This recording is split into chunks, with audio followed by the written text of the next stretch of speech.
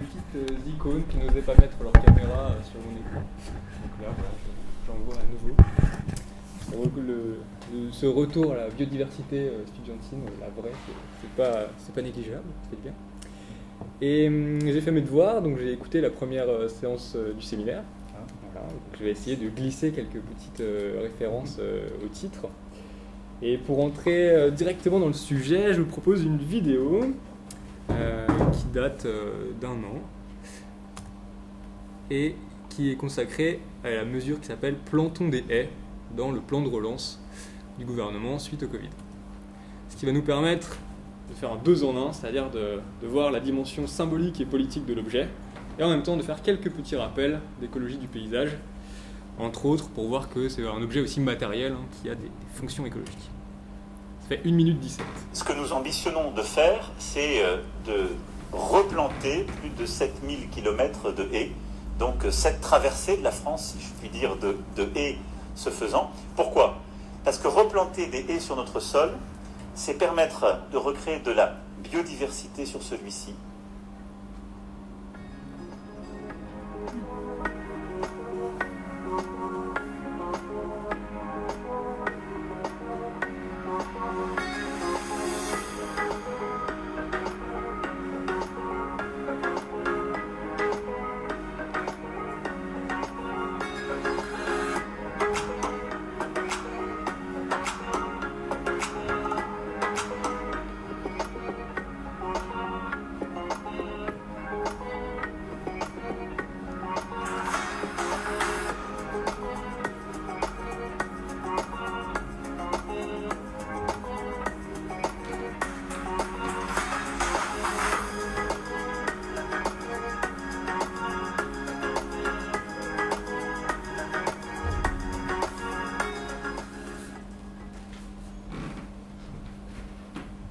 Voilà, suite à cette vidéo, vous avez probablement envie d'acheter des haies, de planter des haies, bref. C'est très séduisant, et à raison. Sachant que j'aurais pu prendre aussi quelque chose d'encore plus récent, puisque... carrément mettre comme ça. Voilà. Parce que le ministre de l'Agriculture actuel, qui s'appelle Julien Denormandie, je vais me mettre debout parce qu'on a un métier assez sédentaire, donc si je ne me lève pas maintenant, je ne me lèverai jamais, a déclaré cette nouvelle PAC là, qui arrive 2023-2027, ça va être la PAC de la haie et de la protéine. Donc on voit vraiment que c'est un objet central, et dans les futures aides de la PAC, il y a ce qu'on appelle un bonus haie. Bref, c'est quelque chose d'important sur lequel on met un accent, on le met en avant. Et ça permet aussi de justifier qu'on continue de donner beaucoup d'aide aux agriculteurs. Est-ce que vous avez une idée du montant d'aide que perçoit la France, d'aide de la PAC ? En ordre de grandeur. C'est 9 milliards. Exactement. 9 milliards par an, à peu près 50 milliards à l'échelle de l'Europe, et la France est le premier bénéficiaire. Donc on a vraiment une machine importante et lourde d'un point de vue budgétaire. Donc cette idée de machine lourde et imposante, avec plein de rouages et complexe, c'est l'idée de la machine à gaz. Je vous l'ai mise dans le titre, là, le buisson et la machine à gaz, pour vous donner envie de venir, parce que si j'avais juste parlé d'écologisation de la politique agricole commune, vous seriez probablement pas venu. Donc je me suis dit que c'était une façon de vous attirer à peine honnête, mais qui peut-être porte ses fruits. Et le buisson, j'ai pris ce mot-là, vous allez voir que c'est pas, j'ai pas parlé de haie. Vous allez voir que ce n'est pas complètement anodin, puisque la définition des entités dont on parle est très importante, et il peut se jouer des choses fondamentales juste dans une virgule ou une définition dans le droit, et par rapport à ce que ça va donner sur le terrain. Alors, vous imaginez peut-être que je vais vous emmener directement dans les bocages, avec des paysages verdoyants, des belles vaches comme on vient de voir. Sauf que non, on part dans un arrêté du 24 avril 2015, à partir duquel tout commence et grâce auquel les haies sont protégées au titre de la conditionnalité de la PAC. Vous voyez, la conditionnalité de la PAC, c'est moins attirant que le buisson et la machine à gaz. La conditionnalité de la PAC, c'est un ensemble de règles qui doit respecter n'importe quel agriculteur qui touche 1 centime de la PAC. Voilà, il y a quelques très rares exceptions, mais pédagogiquement, ça ne vaut pas le coup de rentrer dedans. Donc, ce sont des mesures sanitaires et des mesures environnementales, la plupart du temps, qui sont minimales, et voilà, il faut les respecter. Et la protection des haies intervient dans ce cadre-là. Donc c'est obligatoire. Et là, c'est vraiment un gigantesque changement par rapport à ce qui existait avant. Puisque les haies dans la PAC, comme le paysage en général, donc Gaël se demandait tout à l'heure de quand ça date à peu près, c'est la fin des années 80, les premières mesures environnementales, et c'est en Angleterre principalement pour réorienter des aides vers l'Angleterre, parce que l'Angleterre a moins d'aides que le reste de l'Europe. C'est la fameuse phrase de Thatcher, vous avez peut-être entendu parler, I want my money back, ça vient de... et c'était des mesures facultatives au niveau des États et facultatives au niveau des agriculteurs. Donc là, la protection des haies obligatoire, c'est quelque chose de très intéressant parce qu'on ne peut pas y échapper. Donc on change de paradigme, on change de logique de politique publique. Et si vous avez eu le temps et si vous êtes intellectuellement assez agile, parce que moi je ne pourrais pas lire en m'écoutant, vous avez vu qu'il n'y a pas l'idée de protection. Alors je vous parle de protection, je retraduis pour ne pas faire de la langue de bois comme le ministère, qui parle de maintien des haies, et qui dit si on arrache une haie, il faut en replanter une autre, mais qui ne parle pas non plus de compensation, afin de ne pas donner prise à une critique des syndicats agricoles majoritaires qui vont dire on sanctuarise les haies, on fige la biodiversité. Donc vous voyez que déjà, paf, on est dans le titre du séminaire, à savoir est-ce qu'il faut protéger une biodiversité qu'on met sous cloche, ou au contraire à quel degré on permet des souplesses, des aménagements, etc. Et là je vais passer très vite, parce que c'est le côté conceptuel, c'est comment on prend un objet comme ça, architecnique, technocratique au possible, en tant que sociologue.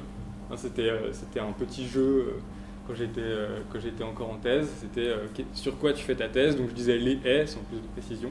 Et donc la personne en face avait l'impression que je venais de lui faire un haïku, puisqu'une thèse de sociologie sur les haies, c'est un petit peu comme quel est le bruit d'une seule main qui applaudit. Enfin, on se demande vers quoi ça va et comment ça se fait. Donc parler de dispositif, c'est très important, parce que ça permet de recoder ça en sociologue et de le problématiser.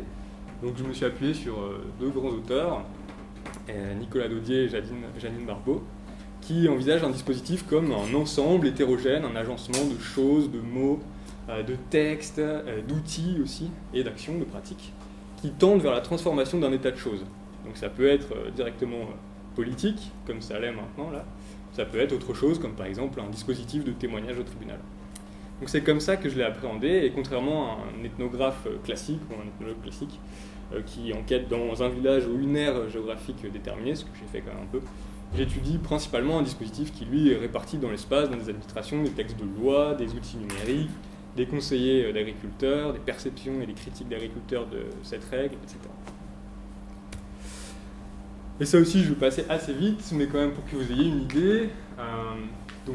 Comme le disaient Germain et Gaël, le principe du séminaire, c'est d'avoir des présentations la plupart du temps très empiriques, et c'est ce qui est mon cas. Donc même si je viens de la spéculation philosophique, j'ai fait une enquête de sociologie, j'étais inscrit en thèse de sociologie. Voilà. Et l'idée, c'était d'aller voir trois types d'acteurs principaux, donc les administrations agricoles, les agriculteurs et les associations, plutôt les corps intermédiaires, s'il n'y a pas que des associations, qui travaillent sur le bocage, que vous pouvez mettre défenseur du bocage entre guillemets.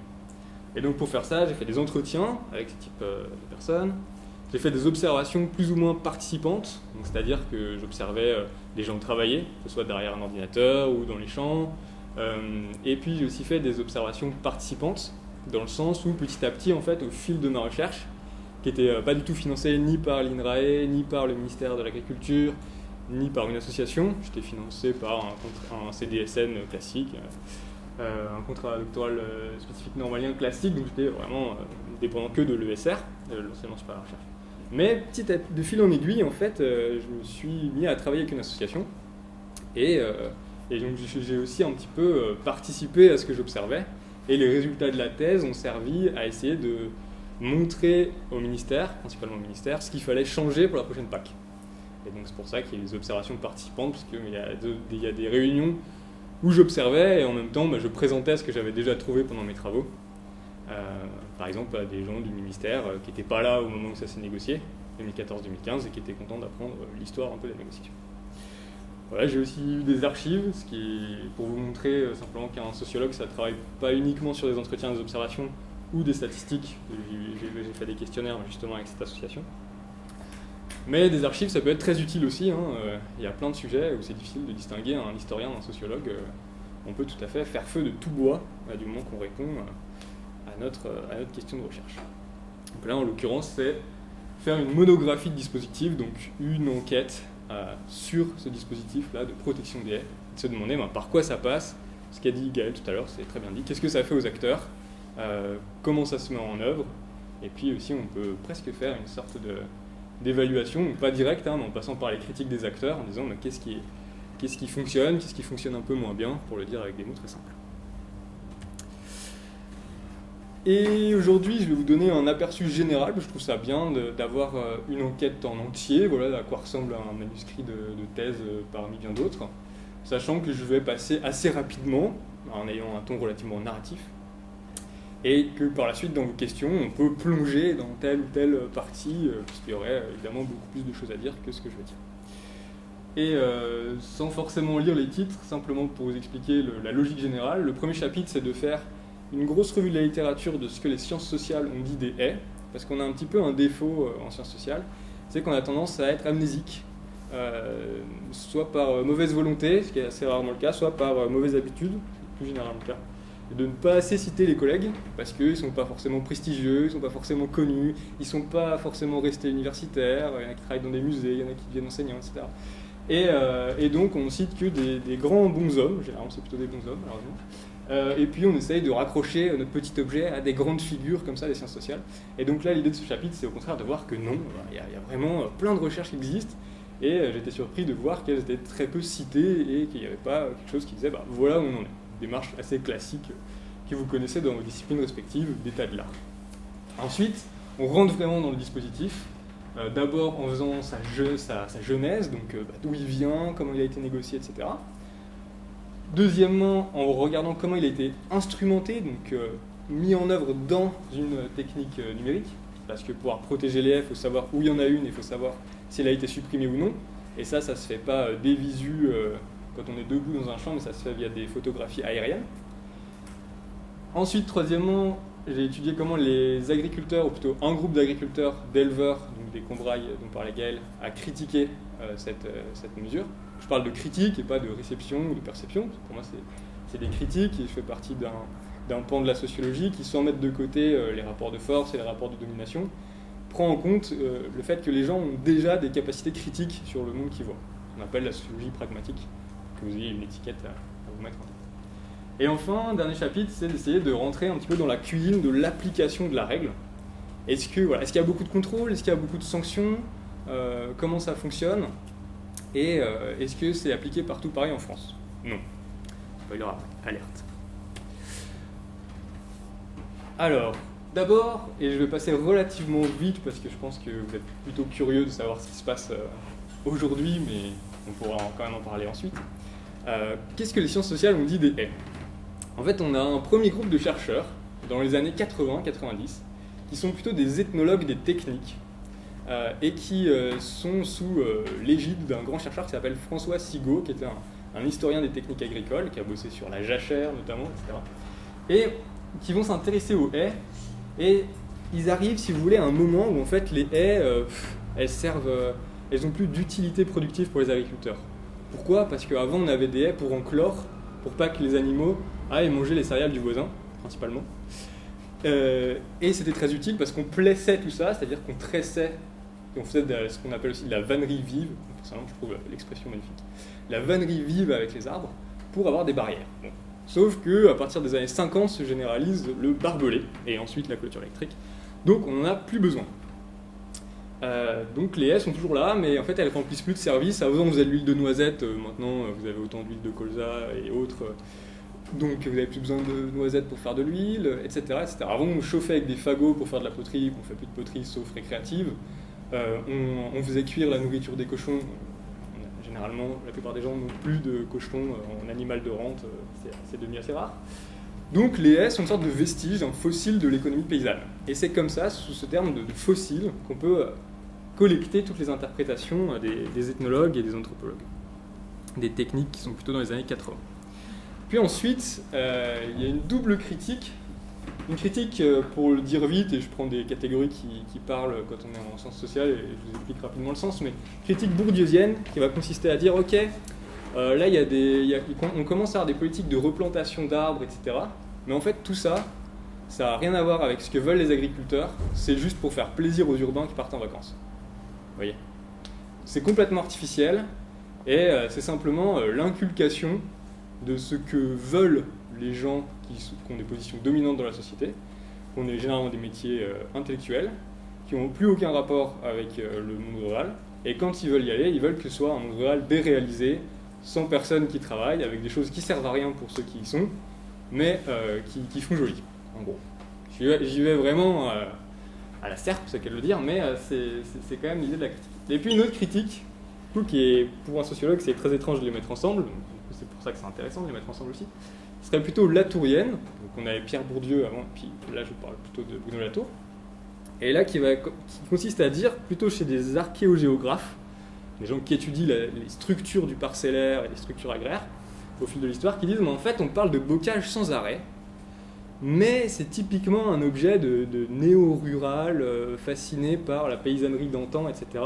Mais le bocage en tant que vraiment notion scientifique de structure du paysage et de structure sociale qui va avec, donc des habitats dispersés et une forte culture individualiste, ça existe quasiment pas dans l'histoire. Enfin, c'est très très restreint par rapport à l'usage qu'on en fait comme ça tous les jours, encore une fois de façon touristique. Et on voit que finalement les deux critiques, qui appartiennent à des chapelles théoriques très différentes, sont sur le fond relativement proches. Et puis la troisième façon de comprendre les haies, et donc là on se rapproche un peu plus du présent, même ce serait assez artificiel de ma part de vous dire c'est à partir de telle année que ça change, ça va être plutôt des recherches qui vont s'intéresser à cette requalification des haies, à leur valorisation nouvelle, sans préjuger de leur efficacité, sans dire d'emblée non mais c'est qu'un machin pour touristes déconnectés du monde rural, et sans dire non plus d'emblée c'est super, il faut faire ça parce qu'on a besoin des haies. Donc on a des exemples dans les papiers que je cite là, sur les arbres des mondes, donc c'est des arbres qui sont émondés, donc élagués de certaines façons. Et il y a plein de débats là-dessus. Est-ce que les agriculteurs, donc notamment autour de Rennes, est-ce que les agriculteurs font ça pourquoi ils font ça ? Parce qu'ils ont déjà de moins en moins de temps. Les habitants des villes trouvent ça horrible parce qu'on mutile des arbres, donc les pauvres arbres doivent souffrir, etc. Un anthropomorphisme très fort. Et donc les agriculteurs, eux, à l'inverse, alors qu'ils allaient abandonner cette technique, se saisissent de cette technique pour dire on vous enquiquine, on fait ce qu'on veut, c'est un symbole de notre profession, alors même qu'ils allaient l'abandonner. Donc on voit qu'ils se jouent des choses beaucoup plus complexes, et aussi en politique publique, parce qu'il y a plein de politiques agricoles qui visent à revaloriser le bocage, à donner de l'argent à celui qui garde des haies ou qui les taille, etc. Et ça pose des problèmes. Ça peut inviter à de la surtaille d'un côté, la même mesure nationale va être appliquée dans un département, pas du tout à un autre, donc on se demande pourquoi. On se rend compte qu'à un endroit, en fait, c'est parce qu'il y a un parc naturel avec des gens qui sont déjà au contact des agriculteurs, donc qui peuvent leur parler des haies, etc. Donc on voit que c'est très différent et on s'intéresse vraiment à ce qui est en train de se jouer et on ne se dit pas que c'est joué d'avance. Moi, je fais partie de ce troisième angle d'attaque, puisque ce que j'ai présenté là, on peut retrouver aussi des tendances à l'intérieur d'un même auteur, une tendance plutôt critique à un moment, puis une tendance plutôt pragmatique à un autre moment. Ça y est, on entre vraiment dans notre règle à nous, là, cette fameuse protection des haies. Si je vous demande, et en plus après la vidéo que vous venez de voir avec le président de la République qui dit voilà, on va faire 7 traversées de la France de haies, c'est génial, 50 millions pour ça, etc. Vous trouvez, rien de plus logique que de protéger les haies en 2015. Enfin, ça veut dire qu'on est dans une logique implacable. D'abord des petites politiques de replantation, ensuite, j'ai oublié la grande étape, le remembrement. Donc le remembrement, ça désigne une grande politique au lendemain de la Seconde Guerre mondiale, qui commence dans les années 50, qui vraiment se développe dans les années 60-70, consiste à rendre mécanisables les champs, c'est-à-dire à détruire les obstacles à l'utilisation rationnelle du sol. C'est dans un décret de 51 qu'on trouve la haie désignée comme ça. Un obstacle à l'utilisation rationnelle du sol. Pourquoi ? Parce qu'avant on travaillait les champs avec des bœufs, et maintenant on travaille avec des tracteurs, et il faut pour ça agrandir les champs, pour pas faire tourner un tracteur dans une toute petite parcelle. Donc voilà, d'abord une haie qui est quelque chose à supprimer, puis des petites plantations comme ça locales de temps à autre, puis des mesures facultatives pour les garder, puis après on les conserve pour tout le monde, et puis après nationalement on dit d'en planter. Ouais, c'est formidable. On dirait une courbe vers le progrès et de plus en plus d'intégration du paysage dans l'agriculture. C'est un peu ce qu'a voulu faire Stéphane Sachet, qui a fait sa thèse sur l'institutionnalisation de l'agroforesterie. Donc l'agroforesterie, c'est allier l'agriculture avec les arbres, ce qu'historiquement on a eu tendance à faire l'inverse. Et pour lui, on voit un mouvement tout à fait logique, voilà, de réintégration de l'arbre, même si avec plein d'innovations, de nouveautés, à la dimension productive de l'agriculture. Et moi j'ai étudié le droit, donc comment les haies sont qualifiées depuis les années 50, et je suis complètement d'accord avec lui. Sauf que quand je me mets à faire du terrain et à aller dans les archives, je me rends compte que c'est pas du tout ça. Et que là, ce beau diagramme de Venn nous montre que la définition de la haie est très complexe. On va pas le temps de rentrer vraiment dans les détails des détails, mais ce que vous pouvez voir, c'est que les arbres alignés ne sont pas considérés comme des haies, et donc ça veut dire qu'ils ne sont pas protégés. Voilà, c'est ce qu'il faut retenir. Donc une haie pour la PAC, c'est quelque chose où il y a un buisson quelque part, ou même des ronces, bref, avec des arbres, mais quelque chose qui est continu. Et si vous avez juste des arbres qui sont en ligne, même si les couronnes des arbres se touchent, même si les branches se touchent, c'est pas considéré comme une haie, donc c'est pas protégé. Donc là vous dites pourquoi, quelle est la raison profonde écologiquement de cette différence? Et il n'y en a pas. Il n'y en a pas parce que la décision de protéger les haies n'est pas du tout une décision environnementale au départ. En fait, c'est d'abord une raison budgétaire et une sorte d'accord rocambolesque qui arrive à un moment donné, et puis c'est un compromis qu'on trouve pour régler une situation un petit peu délicate. En 2013, la France se prend une amende de 1 milliard d'euros. C'est pas une amende, c'est un refus d'appurement, bref, ça revient au même. C'est la France qui doit payer 1 milliard que l'Europe ne va pas lui rembourser sur les aides agricoles. Pourquoi? Parce qu'on lui dit que son registre parcellaire graphique, donc la carte à partir de laquelle sont attribuées les aides aux agriculteurs, parce que les aides qu'on donne aux agriculteurs sont principalement des aides surfaciques, 1 hectare égale en gros 250 €. Je caricature, mais c'est l'idée. Et l'Europe dit à la France, ça fait des années qu'on vous tape sur les doigts en vous disant votre carte elle n'est pas assez précise, vous ne nous avez pas écouté, donc maintenant on ne vous rembourse pas les aides que vous avez avancées aux agriculteurs. Boum, 1 milliard. Donc, vous avez dit au début c'était 9 milliards par an pour la France, donc 1 milliard c'est douloureux pour les finances publiques. Donc l'État se dit on va refondre complètement ce registre parcellaire graphique pour se mettre d'équerre par rapport à ce que veut la Commission.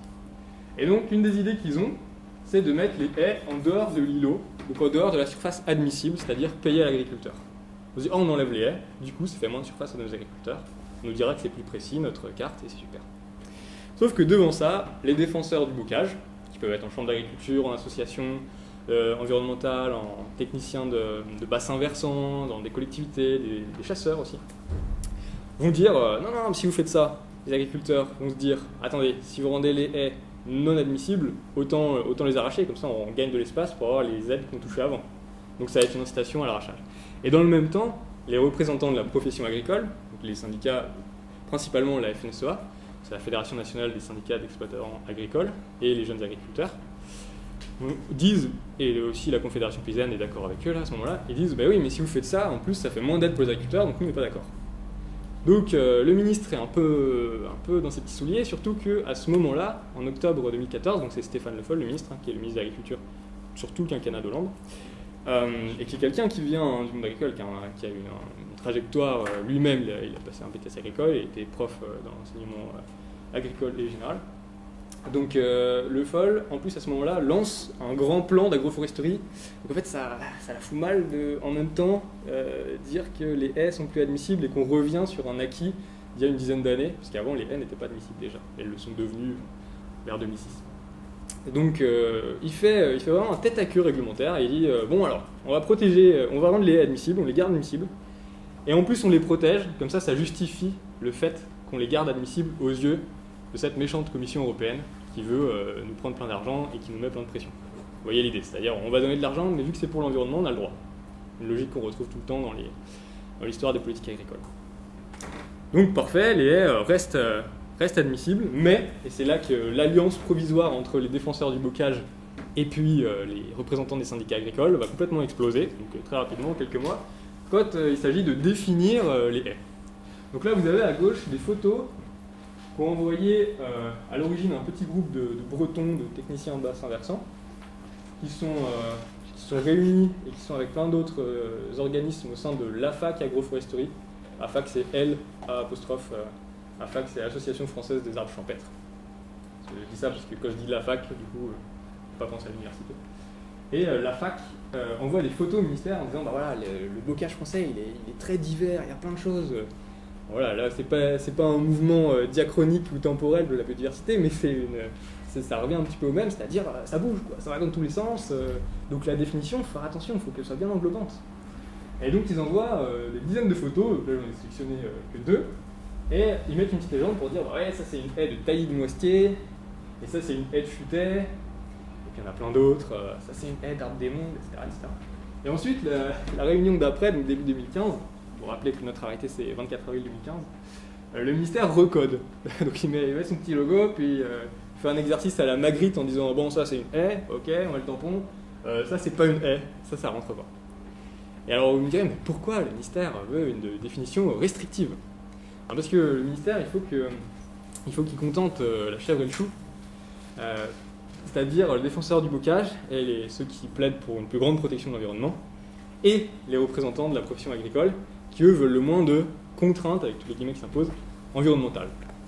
Donc pour faire simple, plus on réduit la définition de la haie, moins ça va concerner d'objets du paysage, et moins les agriculteurs auront de compte à rendre à l'administration.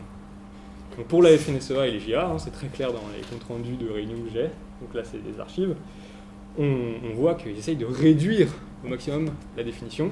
Au contraire, la défenseur du bocage, comme je vous l'ai dit, essaye de l'élargir, de la dilater, et on arrive à la fin avec ce diagramme que j'ai fait à partir des textes de loi que je vous ai montré tout à l'heure, où la haie c'est une espèce de truc bizarre avec plein de compositions différentes, mais en tout cas pas les arbres alignés. Comme ça on coupe la poire en deux. Une définition de compromis. Donc vous voyez qu'on est bien loin de cette idée que c'était joué d'avance, c'était juste une étape de plus dans la protection de l'environnement dans l'agriculture, on va vers le bon sens, etc. Pas du tout. Et ça c'est très important parce que ça va nous permettre de voir ce qu'on aurait pu voir autrement comme des failles ou comme des échecs a posteriori, alors qu'en fait, dès le départ, on est sur quelque chose d'assez fragile. Alors maintenant, comment on va équiper tout ça, parce que c'est bien beau de dire on protège, mais ensuite, derrière, il faut avoir un outil, quelque chose qui nous permette de contrôler. Et là, va s'engager un énorme chantier, donc la citation n'est pas de moi, mais de François Hollande, qui avait dit un discours de Rungis en 2016, il a fallu faire un gros chantier, un énorme chantier, revoir les haies, donc il l'a dit, donc vous imaginez ma joie d'étudiant, de doctorant sur le sujet, évidemment j'ai encadré ce passage. Pourquoi? Parce qu'il a fallu donc refaire tout ce fameux RPG dont je vous parlais tout à l'heure, et peut-être que c'était abstrait, maintenant vous l'avez sous les yeux. Donc c'est ça, voilà, là on est sur le site Télépac, ça se rend pas, et on a, ça c'est de l'orge de printemps, ça c'est une prairie permanente, ça c'est des codes administratifs, ça c'est une prairie temporaire, etc. Et en fonction de ce qui sort, ça donne les aides qu'on doit donner à l'agriculteur. Je veux dire en termes de surface, on convertit ça en euros. Et puis là, ce que vous voyez ici, là, ces petits polygones, ça c'est des haies. Hop, hop, là aussi, oui. Et en fait, ça c'est une catégorie nouvelle. C'est-à-dire que jusqu'à 2014-2015, jamais on avait numérisé pour toute la France à l'échelle de l'arbre.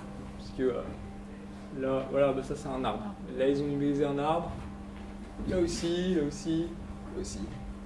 Donc c'est considérable. Avant, on était à l'échelle de la parcelle. Avant même, on était à l'échelle de l'îlot, donc des parcelles qui ne sont pas coupées par une route ou autre chose. Donc là, c'était vraiment quelque chose d'incroyable au niveau de l'exhaustivité qu'on veut avoir. Et ça, vous allez me dire, oui, mais tranquille, on a des outils numériques pour faire ça automatiquement. Ce que je croyais. Mais non. Donc, comment ça s'est passé? Le ministère a envoyé ça à l'agence de services et de paiement, donc c'est l'ASP. C'est elle qui tient les cordons de la bourse, c'est elle qui donne in fine les aides et qui contrôle, et même pas que de la PAC, mais aussi d'autres types d'aides.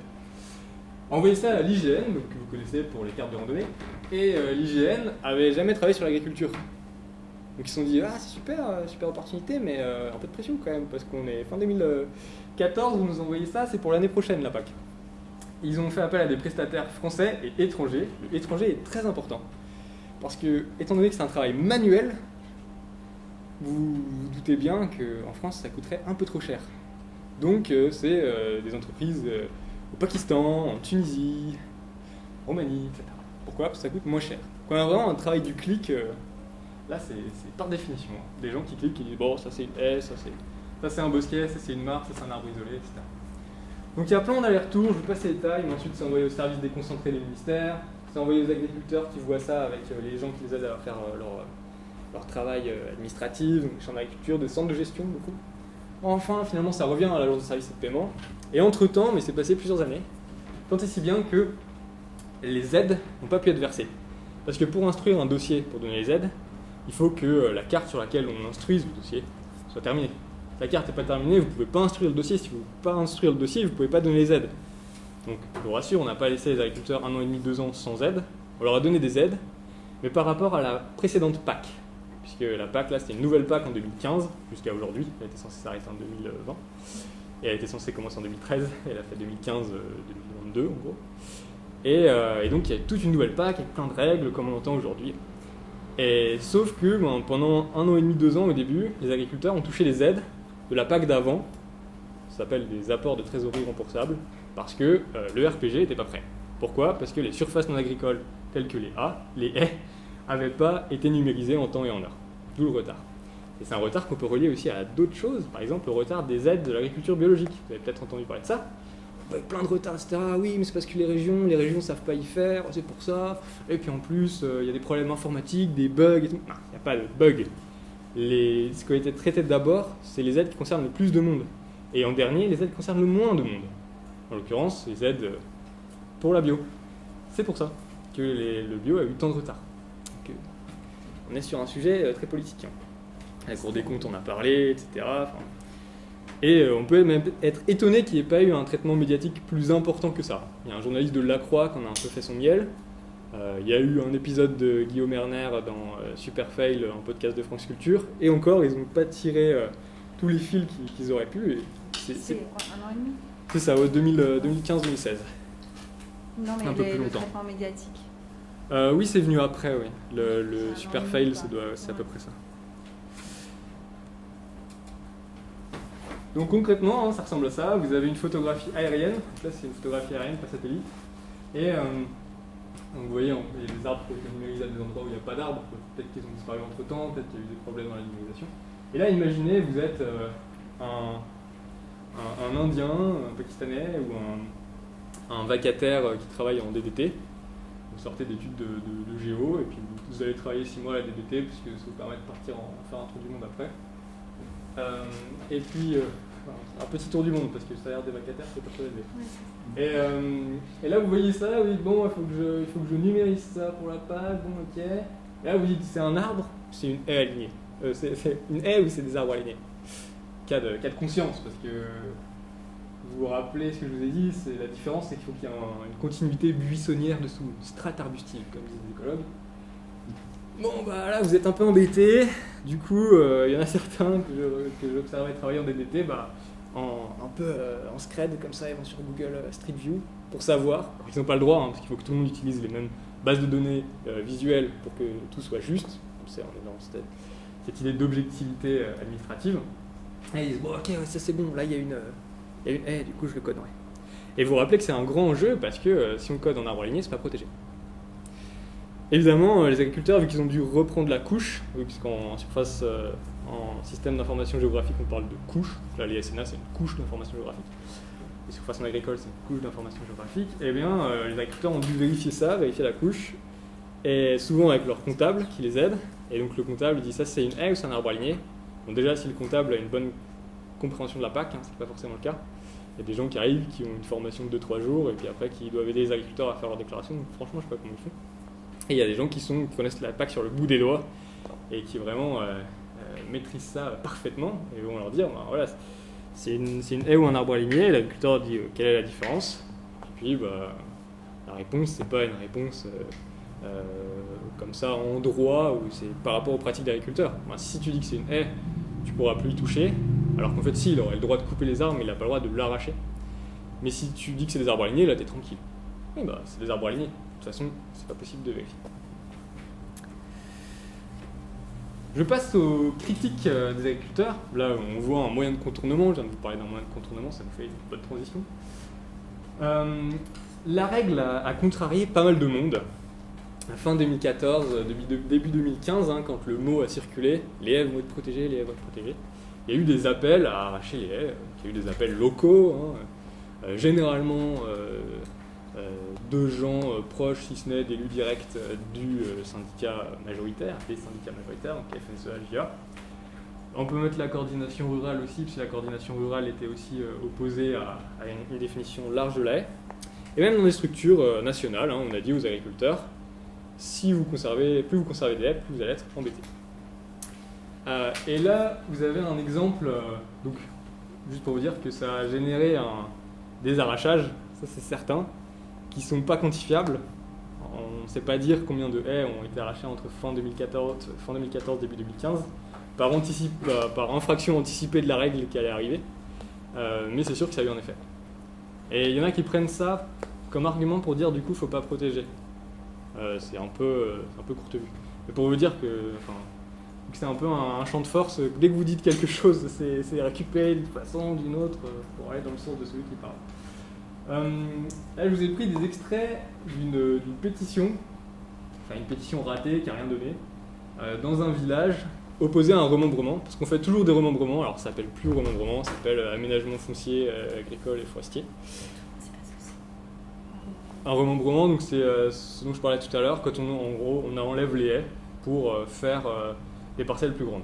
Ça, c'est la définition vraiment vulgarisée, parce qu'en fait, c'est les travaux connexes au remembrement qui enlèvent les haies, mais le remembrement, c'est une procédure administrative qui permet de rendre le parcellaire plus productif pour les agriculteurs. C'est vraiment à destination des agriculteurs.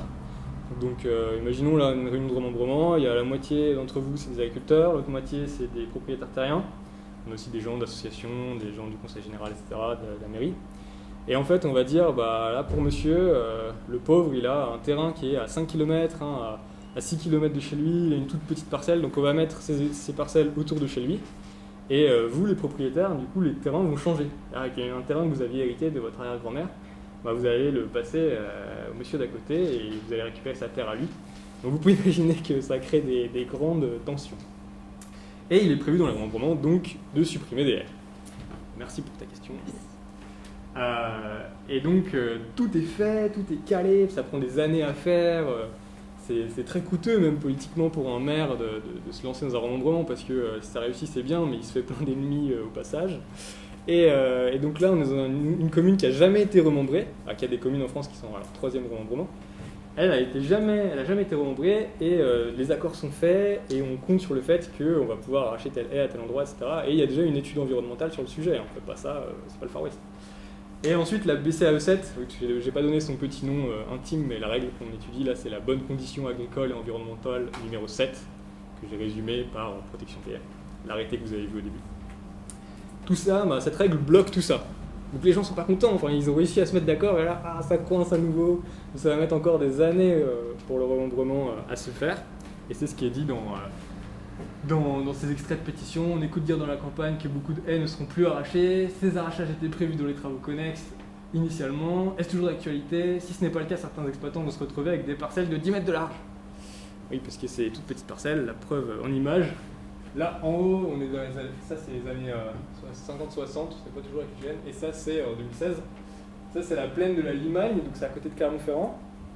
On fait plutôt des céréales là-bas, et voilà ce que c'est devenu. Vous voyez la taille des parcelles, parce qu'il n'y avait déjà pas beaucoup d'arbres au départ. Et donc là on voit un peu mal, mais c'est l'activité d'origine.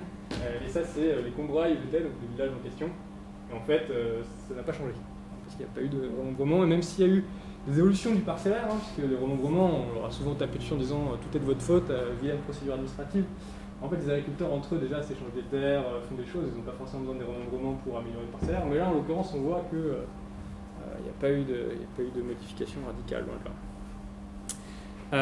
Donc la mesure est critiquée parce qu'elle s'applique à tous de la même façon. Et que la France est un pays très divers, très grand. Est-ce que vous avez une idée de la proportion du territoire national qui est agricole? On enlève les forêts, on enlève les villes, on enlève les surfaces artificialisées, donc font partie des villes. Après, juste la surface agricole, à votre avis, c'est quoi? 3/4, un peu moins. quand même. 52, ouais, c'est bien. C'est ça. Donc on est autour de 27 millions d'hectares. Là, vous en avez peut-être entendu parler, parce qu'il y a le recensement agricole qui a lieu tous les 10 ans. En 10 ans, on a perdu 1 seul % de surface agricole. Par contre, on a perdu 21% d'exploitation. Et les exploitations ont augmenté de 25%, les surfaces d'exploitation. Bon, bref, c'est énorme, en fait, la surface agricole française. Donc, c'est pour ça que numériser tout ça à l'échelle de l'arbre, c'était un travail de titan. En termes d'équivalent temps plein, juste pour donner un ordre d'idée, parce que c'est complètement fictif et c'est un peu débridé comme comparaison, mais c'est juste pour avoir un ordre d'idée, parce qu'on parle toujours d'infrastructure numérique, c'est à peu près le viaduc de Millau en termes d'équivalent temps plein. Et c'est critiqué parce que voilà, on a ces 27 millions d'hectares sur laquelle s'applique la même règle, et donc des gens qui ont déjà arraché, ils sont traités comme de la même façon que ceux qui n'ont encore rien arraché. Et ceux qui sont un peu toujours à la traîne, donc en gros, là je dis ça avec un peu d'humour, mais c'est comme ça qu'ils étaient vus par les sociologues qui voulaient la modernisation de l'agriculture dans les années 50-60.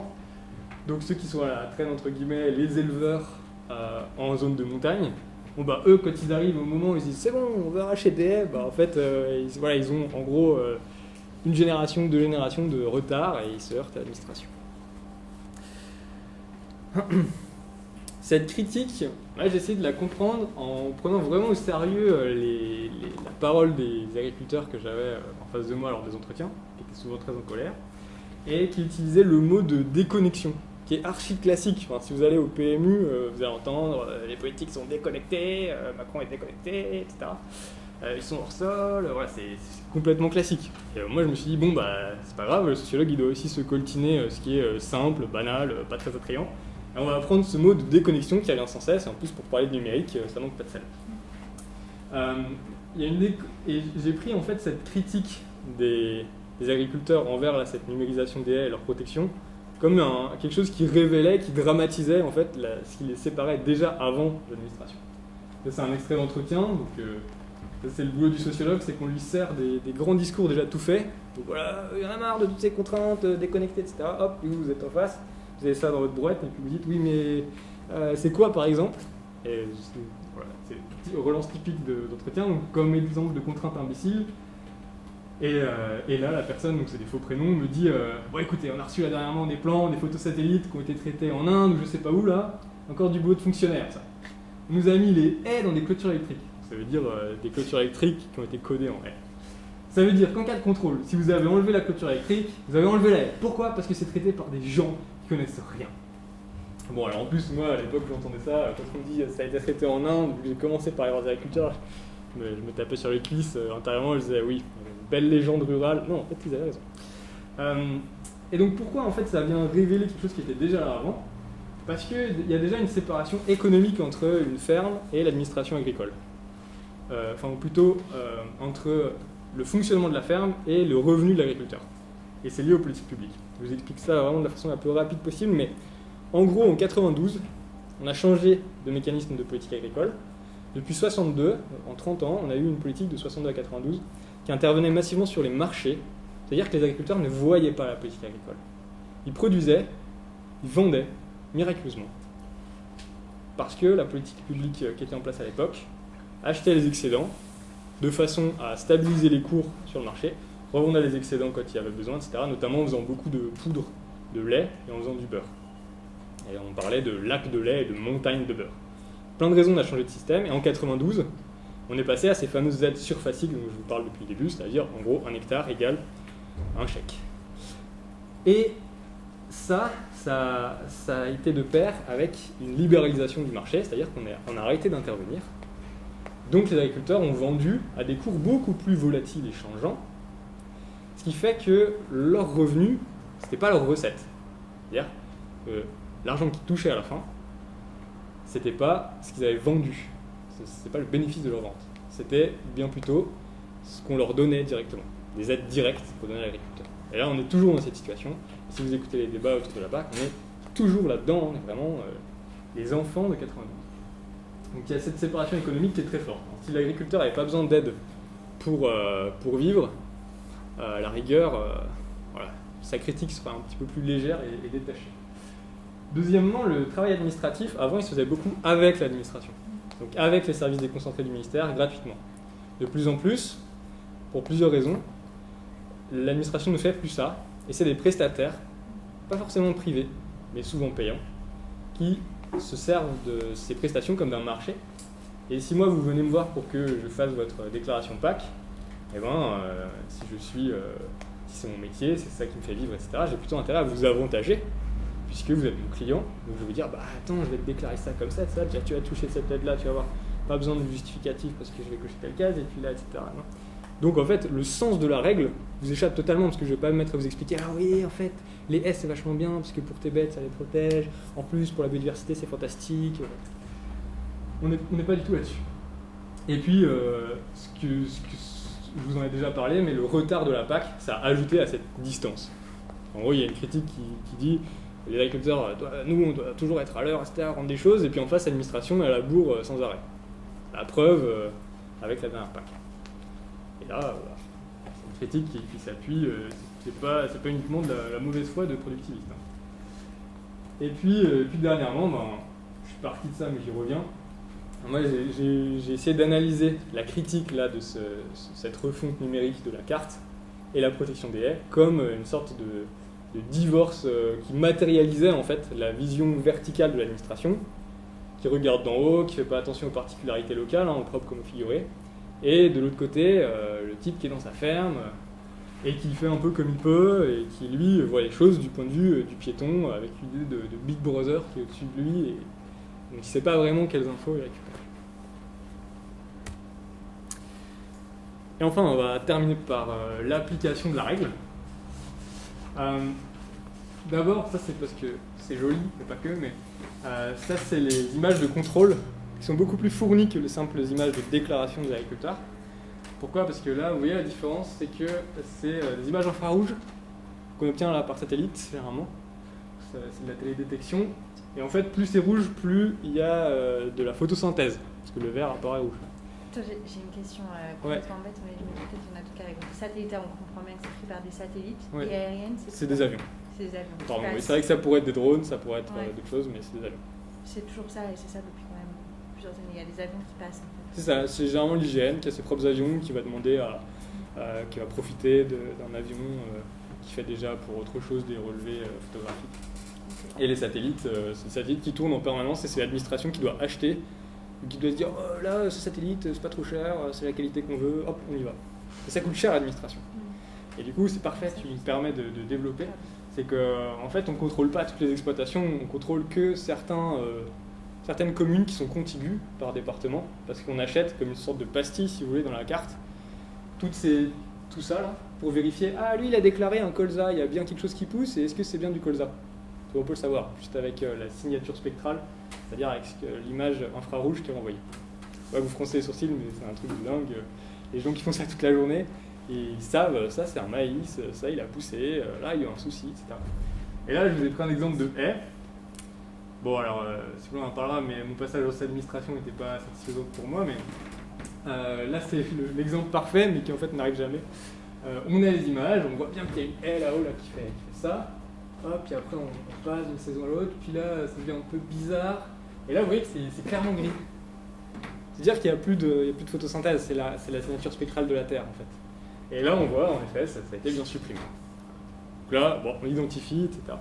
Sauf que ce dont je me suis rendu compte, c'est que là, en fait, cette haie, on ne sait même pas s'il va y avoir une sanction, parce que pour ça, il faudrait savoir s'il a été numérisé avant, s'il a eu son petit polygone à elle. Et en fait, s'il n'a pas eu son polygone, il n'y aura jamais de sanction.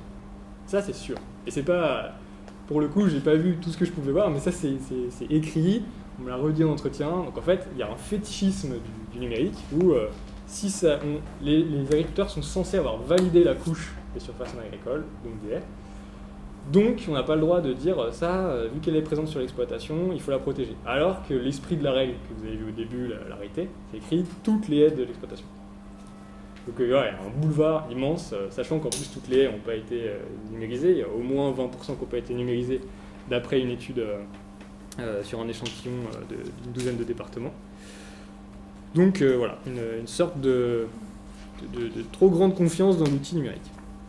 Et juste pour vous donner l'idée, hein, Pourquoi je parle d'écologisation spectrale? Parce que je trouvais que c'était une bonne image pour parler d'une puissance publique qui veut protéger, encadrer, gérer, maintenir, inciter, gouverner des éléments du paysage, des entités, des non-humains, vous les appelez comme vous voulez, qui sont de plus en plus nombreux et très différents, mais qui n'ont en fait pas les moyens scientifico-techniques de le faire et pas les moyens humains non plus. Donc on pourrait dire de l'écologisation au sens large, d'intégration d'objectifs environnementaux dans nos politiques qui ne sont pas environnementales au départ, comme les transports, l'agriculture, la santé, l'éducation, ce que vous voulez. On pourrait dire la même chose de l'écologisation, ce que Peggy disait du kantisme. Le kantisme a les mains pures, mais il n'a pas de mains. C'est cette idée-là de sorte de spectre, ça se diffuse. En plus, le numérique, ça va avec cette idée-là. On voit de moins en moins, l'administration. Et souvent, ça n'a pas d'effet. Et ça, c'est absolument pas nouveau ce que je dis. C'est toute la de l'action publique environnementale depuis les années 90 constate le gouffre abyssal entre ce qu'on dit qu'on va faire sur l'environnement et ce qui est fait in fine. C'est absolument pas innovateur ni critique de dire ça. C'est un constat, tout le monde est d'accord. Sauf que il y a un E qui est revenu à la ligne. Là. Sauf que j'ai pas voulu arrêter ma thèse justement sur ça parce qu'on le sait. Donc l'idéal c'était plutôt de montrer que c'est pas monolithique et qu'il y a des endroits où on va pouvoir observer que la règle va plutôt avoir tendance à s'appliquer par rapport au reste de la France. Et comme par hasard, ça correspond aux endroits où il y a des techniciens agroforestiers, des conseillers bocage, ils ont un métier qui n'est pas encore stabilisé, qui font partie de la fac agroforesterie, qui est justement l'association qui a négocié en grande partie la protection des haies. Vous voyez qu'il y a une sorte de retour à l'envoyeur. Et eux, on en parlera peut-être parce que c'est un des papiers que vous avez vu. Eux, donc là justement on est sur le remembrement bloqué, ils vont aller voir les agriculteurs et leur dire oh mais coupe pas les arbres, arrache-les pas, enfin ça te rend des services, mais en plus ça te prend du temps, tu risques de te blesser, tout ça pourquoi? Si tout le monde coupe son bois en même temps, forcément le bois va coûter moins cher, donc tu vas pas dépenser du gasoil et du temps pour faire du bois que tu n'arriveras pas à vendre, ça n'a pas de sens. En plus c'est bien pour tes vaches parce que ça les protège du vent, et puis vu qu'elles dépensent moins d'énergie à avoir chaud, ou à réguler leur température quand il fait trop chaud, au contraire, pour descendre leur température. Donc, du coup, elles vont mieux digérer, si elles digèrent mieux, du coup, elles font plus de viande, donc au final, t'es gagnant, tu produis plus. Donc, qui vont essayer de rendre significative la règle. Et c'est pour ça que la notion d'écologisation spectrale, je la trouve intéressante dans le sens où, comme tout concept, comme toute métaphore, à un moment, il faut la lâcher, mais parce qu'il y a l'idée que c'est un peu partout, ça plane sur nous. Ah, et peut-être qu'il y aura un contrôle, oula, attention, peut-être que... Les agriculteurs, ils ne savent pas de façon aussi claire que ce que je viens de présenter, qu'il y a très peu de contrôle. Même si un bon nombre savent ce qu'il en est quand même, ils ont une expérience pratique de l'administration. Mais qui permet quand même de dire « Ah, attention, il y a cette règle-là, on ne sait jamais, ça peut taper. » Et en plus, c'est pas moi, petit conseiller agroforestier, qui vais te sanctionner. Mais juste, je te conseille, prends la règle, et cherche pas à la contourner parce que tu risques de te faire taper sur les doigts. Et puis, serre-toi-en, finalement. Du coup, t'es quelqu'un de malin parce que tu vas réussir à t'en servir, etc. Qui vont rendre significative la règle. Et c'est un travail il faut qu'ils connaissent très bien les arbres, il faut qu'ils connaissent très bien le monde agricole. Et puis, c'est éminemment un travail de parole.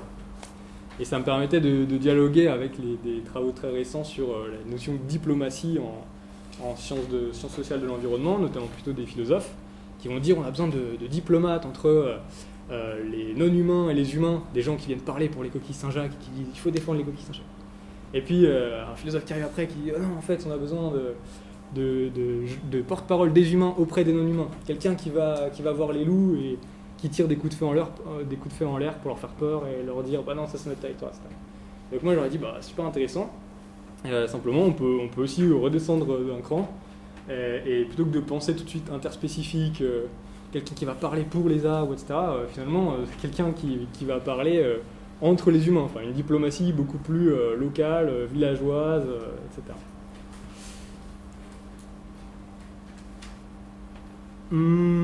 Quelques conclusions, c'est très rapide. Ouais. Mais en gros, si on reprend le titre du séminaire, de voir ce mouvement-là de plus en plus d'intégration du paysage. Et en fait, quand on zoome Et quand on regarde les pratiques, les actions, et pas uniquement ce qu'il en ressort, on se rend compte que c'est beaucoup plus divers que ça, que le numérique est présenté comme un moyen d'accélération de ce mouvement, mais que dans cette accélération, il peut y avoir beaucoup de déperdition. Et on peut là retrouver en fait des analyses qui sont déjà chez Ivan Illich, peut-être que vous le connaissez, qui est un auteur des années 70 principalement, et qui est très critique. Sauf que quand on observe des enjeux comme ça, beaucoup de gens travaillent sur les techniques, on peut en revenir assez rapidement des grands enseignements d'Ivan Illich qui fonctionnent très bien, c'est-à-dire on va se mettre à faire ce que nous permet de faire l'outil, et pas ce dont on aurait besoin si on réfléchissait sans l'outil. Là, typiquement, on a un outil qui fait qu'on peut numériser tout le paysage, on y va. Et puis en fait, on a des problèmes parce qu'on n'arrive pas à le faire après. Des problèmes qui sont générés par l'outil et qui ne permettent pas de remplir le rôle qu'on lui a donné. On parle de mouvement aussi, et ça c'est une métaphore qui est revenue plusieurs fois en entretien, qu'on entend dans le monde agricole, mais pas que. L'idée de voir la société comme un paquebot. Alors c'est généralement plus une métaphore politique qui a certaines couleurs, parce qu'il y a un commandant qui est là, qui tourne le gouvernail, et le temps que ça arrive jusqu'à celui qui est en fond de cale, et que tout soit fait, finalement on s'est déjà pris l'iceberg, ou alors que le commandant a changé et on a tourné le gouvernail de l'autre sens. Et dans la PAC, on le constate, et on le constate avec la prochaine PAC, puisque, comme je vous disais, moi le mouvement de la recherche c'était de partir de quelque chose de très, très inductif à quelque chose où petit à petit je me suis impliqué, et puis là je m'intéresse à d'autres sujets mais très proches, donc tout ce qui est agriculture numérique, et où en fait là on observe, donc, vous avez très sûrement entendu, c'est une nouvelle PAC, c'est nouveau, etc. C'est nouveau. En fait il y a très très très très peu de nouveaux dans cette PAC là. Et l'essentiel, c'est ce qu'on avait déjà. Y compris sur les haies, parce qu'on a fait plusieurs notes, il y a eu des rendez-vous, donc moi où j'étais pas, les derniers rendez-vous avec le cabinet du ministre en cours, etc., il y a quelques semaines, et voilà. La différence arbre aligné haie, ça reste. Ils sont très contents, parce qu'il y a des chiffres, il y a une recherche, il y a des données que j'ai produites moi, il y a des données qu'ils ont produites que j'ai analysées, il y a un vrai travail, mais ça ne changera pas. Voilà, merci pour votre attention.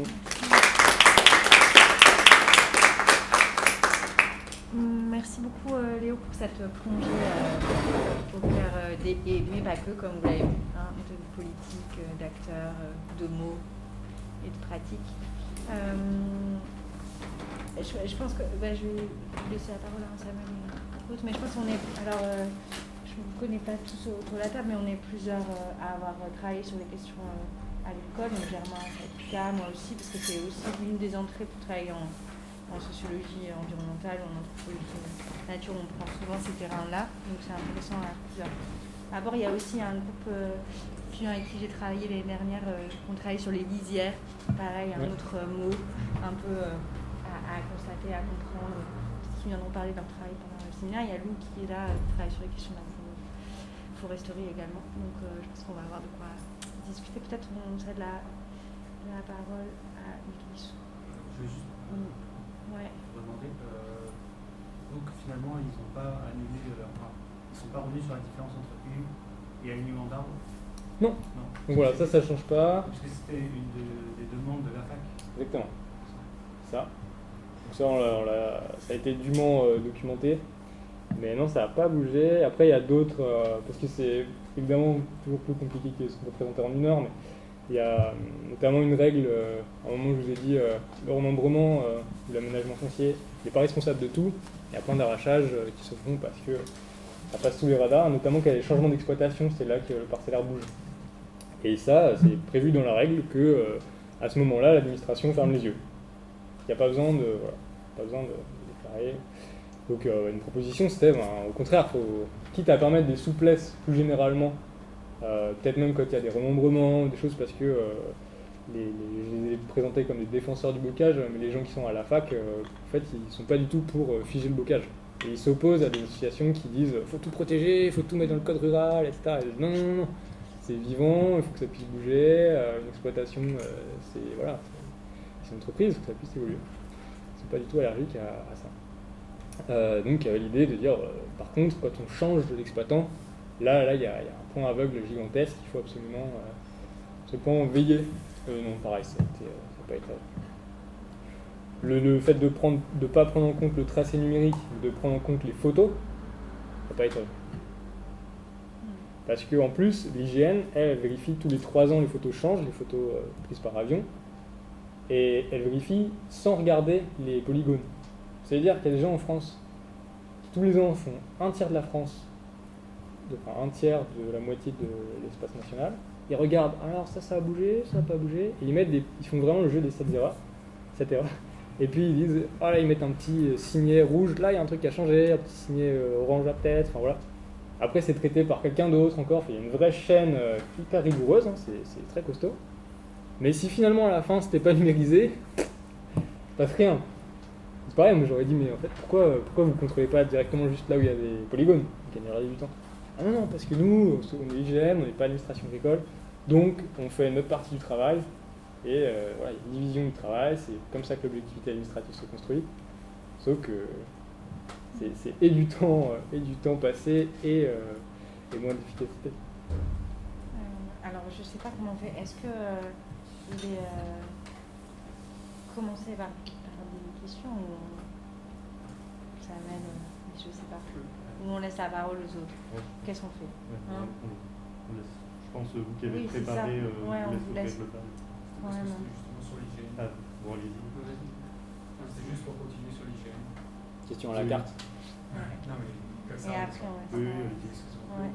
C'était par rapport à l'IGN. J'ai l'impression, je ne suis pas très cartographe et tout, mais ça a été un peu l'an dernier. Et justement, entre les anciennes IGN, il y a quelques années, et les nouvelles IGN, si je ne me trompe pas, les haies sont tracées en figuré, en épaisseur, alors que sur les vieilles, c'est juste un trait, quoi. Oui. Donc est-ce que ça rentre dans cette réflexion d'épaisseur de la haie par rapport à comme ça, est-ce que c'est Très bonne question. Très bonne question. Alors, en fait, c'est donné, parce que c'est intéressant de s'intéresser après à la vie des données. En fait, les données là, de numérisation des surfaces non agricoles, dont les haies, alors ensuite, elles ont des usages différents. Un des usages, c'est d'avoir été intégré à un dispositif national de suivi du bocage qui est géré par l'IGN. Et en fait, là pour la PAC, les haies, c'est des polygones, mais pour plein d'autres organismes avant, c'est juste des traits. Et là, pour le dispositif du suivi du bocage, ils ont mis en trait parce que c'est beaucoup plus simple à calculer. Et ce qui revient à quelque chose d'intéressant dont on n'a pas parlé, c'est la largeur de la haie. C'est quand même hyper important. Une haie qui fait 3 mètres de large, c'est pas la même chose qu'une haie qui fait 5 mètres ou 1 mètre. Et en fait, dans la règle, il n'y a pas de largeur minimale. Et par contre, il y a 2 seuils de largeur maximale. C'est si une haie fait plus de 10 mètres de large, elle est plus admissible. C'est-à-dire que la surface qu'elle couvre, il ne faut pas payer à l'agriculteur. Par contre, elle reste une haie jusqu'à 20 mètres de large. Et au-delà de 20 mètres, ça devient une forêt. Et donc, une des recommandations qui a été faite aussi, c'est de dire à l'administration, c'est un détail, hein, c'est de leur dire, en fait, arrêtez la définition de la haie à 10 mètres. Parce que là, il y a des agriculteurs, ils ne sont pas très nombreux, ceux qui ont le temps d'en arriver là, mais ils peuvent considérer qu'en fait, il y a des haies qui ne sont pas admissibles. Oui, celles qui sont entre 10 mètres et 20 mètres de large, il a raison. Sauf qu'en fait, toutes les haies quasiment sont admissibles, parce qu'une haie qui fait 15 mètres de large, c'est pas une haie. Donc, et en fait, ça envoie des signaux qui sont brouillés, et ça se trouve dans le sigle même, et ça c'est terriblement génial, c'est que SNA, surface non agricole, il y a pas mal de gens qui pensent que ça veut dire surface non admissible. Ce serait logique, parce que dans cette même catégorie, il y a aussi des routes, des bâtiments, des surfaces non exploitées qui sont pas admissibles. Sauf que non, les haies, c'est admissible. Mais il y a plein d'agriculteurs qui ils avaient tellement peur des sanctions potentielles qu'ils enlevaient d'eux-mêmes les haies de leur exploitation. Et ils faisaient leur polygone de leur parcelle de façon à exclure les haies et dire ça on ne me dira pas que j'ai fraudé en essayant de mettre les haies dedans. Alors que c'est l'inverse. En grande partie à cause du sigle.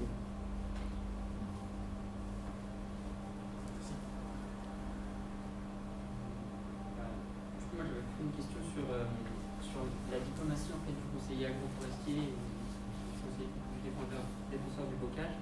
Parce que du coup, ils utilisent plutôt des arguments agricoles, économiques, donc en essayant de montrer les intérêts des agriculteurs à protéger les haies. Et toujours, comme vous l'avez rappelé, en rappelant les sanctions qui planent. Mais du coup, à aucun moment, ils utilisent des arguments écologiques, factuels, qui vont expliquer un peu à quoi va servir une haie, des sols, stockage carbone, tout ça. Et du coup, est-ce que c'est pas. Enfin, déjà pourquoi est-ce que ça pose vraiment un problème de présenter ça comme ça aux agriculteurs et ensuite, en fait, est-ce que c'est pas un problème de procéder comme ça parce que du coup, donc, certes, on peut avoir des petites victoires à court terme donc en poussant les agriculteurs à protéger les haies pour leurs intérêts, mais du coup, on ne fait pas vraiment évoluer les mentalités si on ne confronte jamais aux problèmes écologiques. Ouais. Donc, est-ce que ce serait intéressant de parler aussi de ces arguments-là ou pas du tout? Ouais, c'est vraiment Et intéressant de pour vous compléter, expliquer ça. moi j'avais un peu la même idée où on l'a vu au tout début de ta vidéo, là, en gros, une haie, c'est quoi écologiquement. Ouais. Puis après, t'en parles plus du tout, mais sûrement parce que, Ouais. que tu. Mais parce que ça j'étudiais un dispositif d'action publique et pas les haies. En fait, j'étudiais la matérialité du dispositif, mais pas la matérialité des haies. Ouais. Et alors, c'est une très bonne question de la poser comme ça. Une très bonne façon de poser la question. Alors, je peux essayer de prendre un peu le point de vue de la personne. Alors, le point de vue de la personne, je pense, c'est de dire non, vraiment, si je parle d'environnement, je vais me faire dézinguer.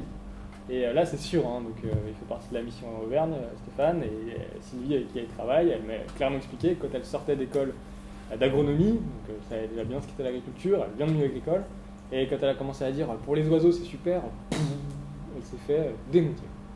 Donc après, on change son langage. Mais au début, on se prend des murs, et parler des petits oiseaux et du sol, etc., ça en fait partie. Après, si je prends la casquette de sociologue et que je ne fais pas parler mes acteurs en ventriloque, on peut voir que c'est très différent suivant les espaces et les territoires.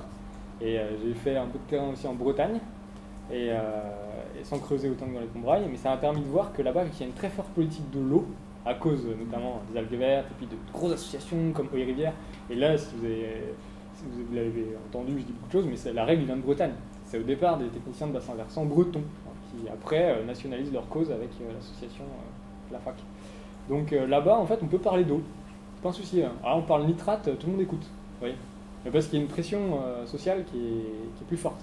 Et puis parce qu'on a des élevages, notamment beaucoup d'élevages porcins, qui sont, vous avez du lisier, mais maintenant il faut en faire quelque chose. Donc ça peut changer. Et puis alors après, c'est plus une remarque un peu philosophique, mais sur le côté, si on ne parle pas du fond, ça ne va pas avancer. Sur le côté administratif, je suis complètement d'accord avec vous. Enfin, je pense que si on fait vraiment juste remplir des papiers, et il y a une excellente chercheuse qui s'appelle Blandine Ménel, qui a fini sa thèse un peu avant moi en sciences politiques, et elle montre bien que voilà, la paperasse socialise pas du tout la biodiversité, c'est même l'inverse. Hein. Enfin, ça rend repoussoir toutes ces catégories de surface d'intérêt écologique, etc. Donc ok pour le versant administratif, et après moi si je devais me prononcer, je dirais qu'on pourrait quand même avoir une perspective matérialiste et pas idéaliste sur la question, c'est-à-dire finalement est-ce que c'est les idées qui changent les pratiques ou est-ce que c'est les pratiques qui changent les idées? Je pense que c'est plutôt les pratiques qui changent les idées dans une perspective matérialiste assez classique et déterministe, mais je pense que ça peut être le cas aussi. C'est-à-dire il y a toujours des moments et des choses qui cohabitent dans les pratiques et les représentations qui ne sont pas logiques, mais qu'au bout d'un moment, c'est plus logique que quelqu'un ait gardé ses haies et qu'il entende ses collègues qui disent toutes ces haies, il faut les bazarder, il y en a marre, et puis qu'ils disent non, plutôt qu'ils continuent d'en bazarder et puis qu'ils disent c'est très important les haies pour la biodiversité. Oui. Façon de dire la même chose plus positivement.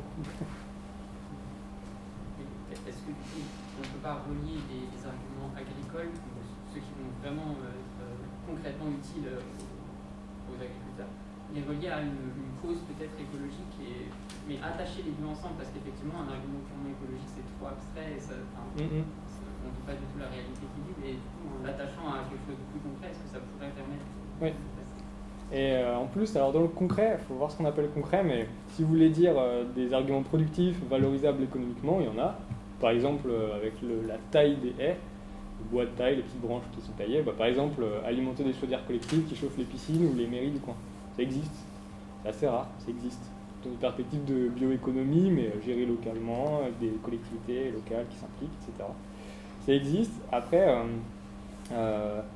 il y a aussi tout un autre versant qui est aussi concret et utile et qui rentre de plus en plus en ligne de compte, c'est la position sociale des agriculteurs, où en fait ils sont de moins en moins nombreux. Hein.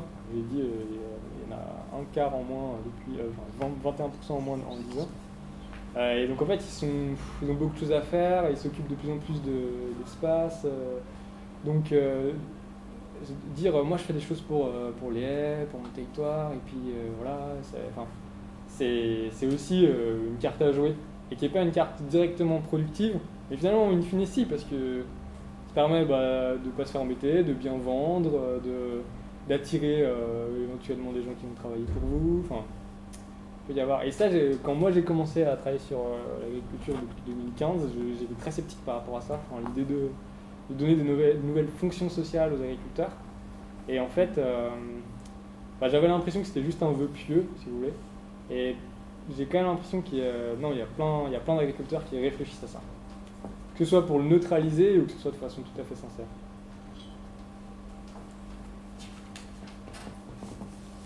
Est-ce que vous avez une autre question? Oui, en fait, la question que je me pose, mais comment est-ce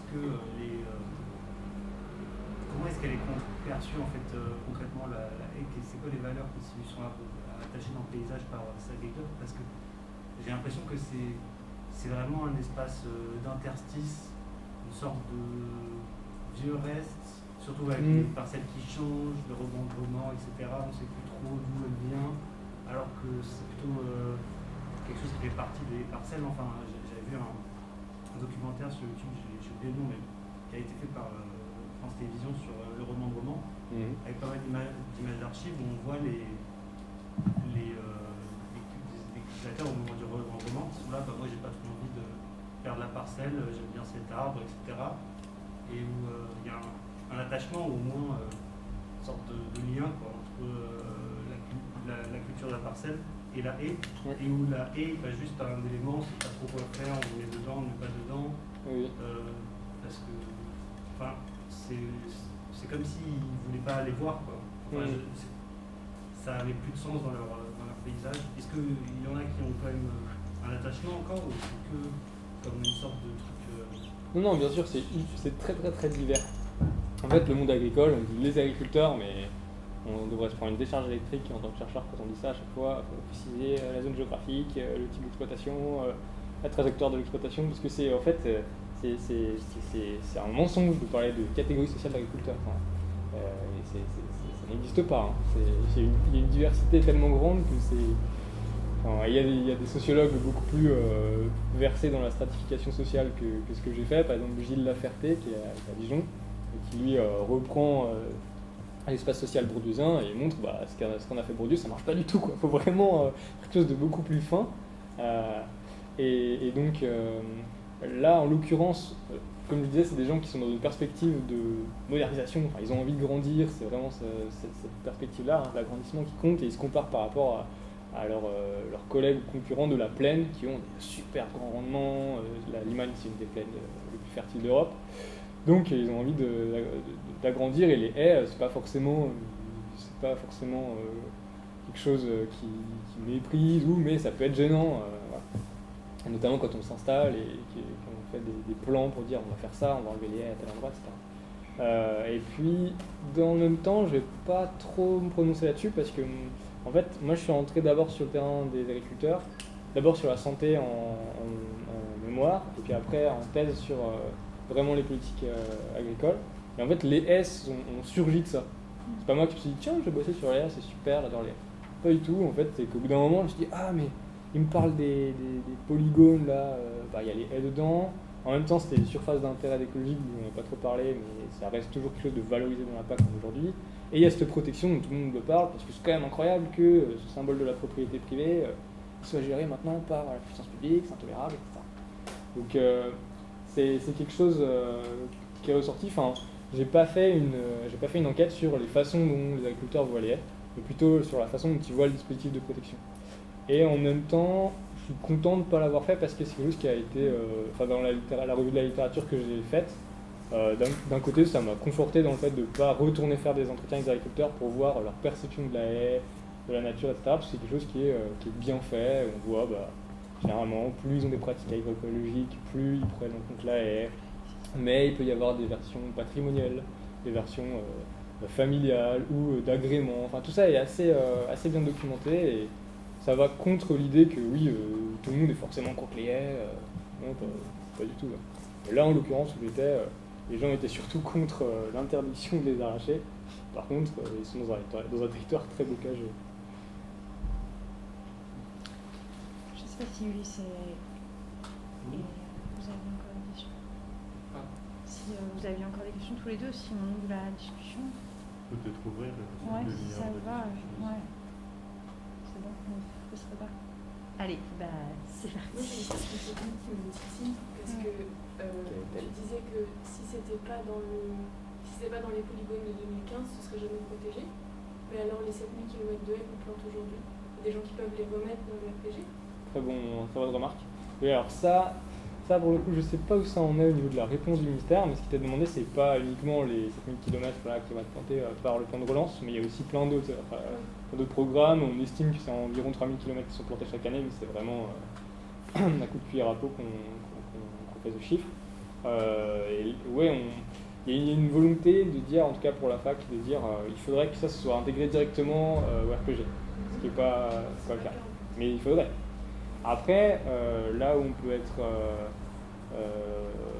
rassuré quelque part, hein, si on prend la perspective que tu défends, c'est qu'en fait, dans les plantations, généralement, c'est inclus le fait de dire on laisse la haie X temps. Et si on la détruit, si délibérément on veut la supprimer, etc., là, il faut rembourser. C'est déjà le cas, par exemple, en Bretagne, il y a un programme qui s'appelle Bresse Bocage. Quand on plante, en fait, la notion de protection de la haie est déjà intégrée dans la dimension même de plantation. Et ça m'invite à préciser sur un point, c'est que j'ai dit, oui, ça s'applique là où il y a souvent des gens qui sont des associations, des fédérations de chasseurs, des champs d'agriculture et qui défendent déjà l'idée de protéger le bocage, en tout cas de le préserver. Et en fait, ça va aussi avec d'autres rouages administratifs. Si vous voyez la figure du millefeuille administratif, et Stéphane Le Foll, pour son anniversaire à Saint-Étienne, la FNSEA lui avait offert un gigantesque millefeuille pour représenter le millefeuille administratif, un truc sous lequel croulent les agriculteurs. C'est comme ça que c'est amené, et c'est vrai, hein, ils ont beaucoup de papier à faire. Sauf que si on prend d'un point de vue d'évaluation de politique publique, en fait, le croisement de régimes de régulation et de normes, ça fonctionne très bien. En l'occurrence, dans les territoires où les gens vont se dire « Oula, là je vais faire une haie, il y a cette chose qui plane sur moi », comme tu disais, en fait, c'est là où il y a souvent un PLU, donc un plan local d'urbanisme, ou d'autres règles qui protègent déjà les haies. Et donc on se dit « Ah, si je ne suis pas pris par ici, je serai pris par là, donc autant dire ce que je vais faire ».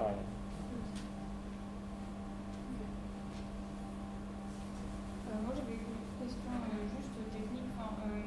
Le diagramme avec le degré d'interdépendance sociale en fonction du degré d'inclusion de l'arbre, Oui. à quoi ça correspond le degré d'interdépendance sociale? Ça c'est la thèse de Stéphane Sachet, et en fait il part d'un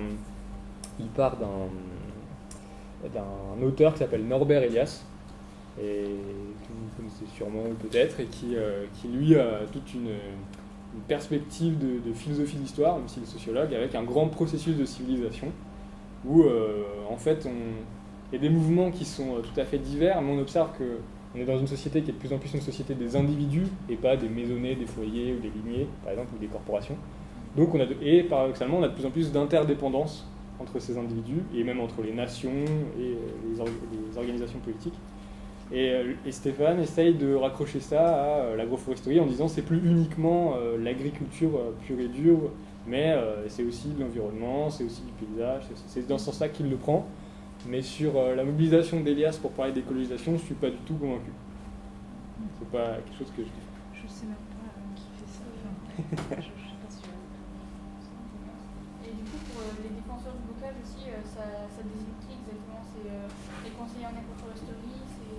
Alors, moi, j'ai travaillé avec la fac agroforesterie. Et donc, dans la fac agroforesterie, il y a plein d'organismes différents.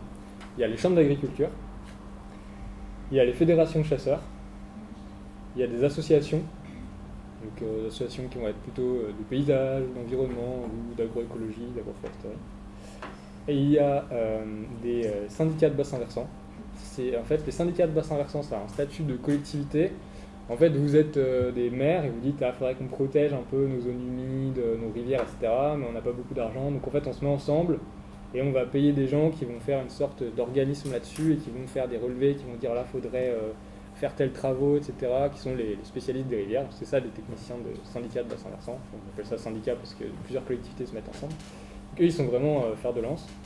des gens qui sont embauchés par des collectivités qui ne sont pas des syndicats de bassin versant, par exemple une intercommunalité bretonne qui se dit les haies c'est hyper important pour nous et qui met plusieurs personnes en temps plein là-dessus, qui vont convaincre les agriculteurs d'implanter avec le programme Metz-Bocage, de les entretenir d'une certaine façon, d'en laisser repousser, parce que ça on n'a pas parlé, mais dans la vidéo que je vous montre de Macron dont on est parti, il y a cette idée de cette fois la traversée de la France, c'est beaucoup, hein, c'est la classe. Et on parle aussi en termes de nombre d'arbres plantés, c'est quelque chose qui se fait beaucoup. Je sais plus, là, il y a peut-être 2 ans, là, il y avait l'Éthiopie qui a planté, je sais plus combien de millions ou 1 million d'arbres, tout le monde a parlé, le monde entier a parlé de l'Éthiopie. Sauf qu'en fait, ce qui compte, c'est pas le nombre de plants qu'on plante, surtout si ces plants ils viennent de l'autre bout de l'Europe ou l'autre bout du monde. Et donc de plus en plus se développe l'idée de régénération naturelle, la régénate dans le jargon. Et ça, en fait, c'est très peu reconnu. Parce que si vous êtes élu, vous avez envie de dire non, mais moi j'ai planté X arbres, alors que vous pouvez aussi raisonner en kilomètres de régénération spontanée ou naturelle, mais en fait, c'est moins vendeur, vous voyez, de dire ouais, j'ai juste mis 2 barbelés pour que ça pousse, parce que la ronce c'est le berceau du chêne. C'est moins catchy. Mais juste pour rebondir là-dessus, on voit dans la vidéo de départ la notion de grande muraille verte. Ça m'a beaucoup surpris. Ah, ils disent petite. J'ai trouvé modeste, ils disent cette petite muraille verte. Mais ça vient vraiment des trucs de la commission sur la désertification des Nations Unies. Tu mentionnais l'Éthiopie, dans tout ça. Les grandes murailles vertes ont été... C'est hyper critiqué par notamment plein de chercheurs, par plein d'associations sur l'efficacité du truc, sur exactement le genre de choses que tu viens de dire. Je me suis demandé, mais est-ce qu'il y a un lien à faire autre que juste éléments de langage macronien, c'est punchy, la muraille verte, ou est-ce qu'il y a des... alors j'imagine que l'UNCDD ne parle pas sur la France au niveau des haies, mais peut-être des personnes qui sont de ces commissions qui en fait font tourner les rapports, des choses comme ça. Enfin, au niveau de la science un peu, je veux dire, qui vient informer ces politiques. Alors moi, les scientifiques que j'ai croisés, qui sont mobilisés, non, c'est plutôt... ça va être autour de Jacques Baudry, dans l'INRA, c'est l'écologie du paysage. Et où justement ils disent qu'il ne faut pas penser en termes de haies, il faut penser en termes de réseaux bocagers, etc. Mais quand même, l'écologie du paysage qui a été très minoritaire à une période à l'INRA, qui devient de plus en plus importante. Enfin, moi je me souviens, tu vois, par Bref qui avait voulu faire sa thèse en écologie du paysage à un moment, et en fait il n'avait pas trouvé de fric, c'était il y a peut-être 15 ans. Et maintenant il travaille dans un parc, pas trouvé de fric, personne ne voulait faire sa thèse, il avait fait 1 ou 2 ans, puis après il a abandonné, aucun soutien, quoi. Parce qu'il y a quand même une orientation politique scientifique, je pense. Et sur les haies, donc j'ai pas croisé le comité des Nations Unies contre la désertification, mais par contre, ça tu connaissais mieux quoi, mais en m'intéressant au sol et au carbone, là par contre à fond, des projets qui se développent en France qui sont en lien avec cette commission. Et d'ailleurs, un des premiers services qui était donné dans la vidéo, c'était carbone. Hein. Ouais, c'est vraiment des premiers, hein, ça vient avant la biodive dans la vidéo. Voilà. Et là-dessus, tu t'as un peu suivi du coup comment effectivement une discipline, l'écologie du paysage, arrive sur les plates-bandes de ce qui était dédié aux agronomes, vraiment. Un peu, ouais, j'ai fait un peu l'histoire de la science là-dessus. Premier colloque en fait en 76 sur les bocages. Et c'est intéressant parce que c'est vraiment des scientifiques qui sont mis autour de la table par le ministère qui dit, via des financements et puis via l'INRA mais CNRS, mais qui dit en fait il faut qu'on étudie l'impact des remembrements parce qu'on se rend compte qu'on est un peu en train de faire n'importe quoi là. Ça fait 20 ans que ça dure et les gens se plaignent, on a des problèmes d'érosion, qu'est-ce qu'on fait? Et c'est ça le premier vraiment colloque sur les haies, ou avant, sur les bocages, ça s'appelle les bocages, histoire, économie, écologie. C'est une table ronde, c'est un gros livre qu'on trouve encore dans quelques bibliothèques, mais ce qui est intéressant, c'est qu'avant, vraiment, le bocage était étudié plutôt par les historiens qui se demandent quand est-ce que ça naît. Je ne sais pas s'il y a des historiens parmi nous, mais Marc Bloch a un peu fait a beaucoup travaillé là-dessus, sur les origines du bocage, le plus grand mystère de notre histoire, d'où ça vient. Puis on se rend compte qu'en fait, il y a plein d'endroits, notamment au nord de la France, c'est très récent, la deuxième moitié du 19e siècle, voir que la haie a été exploitée comme une sorte de monoculture intensive, c'est ce que disent certains des ethnologues des techniques là, que je suis allé lire. Ce qui fait que c'est quand même assez récent, et les agronomes n'étaient pas...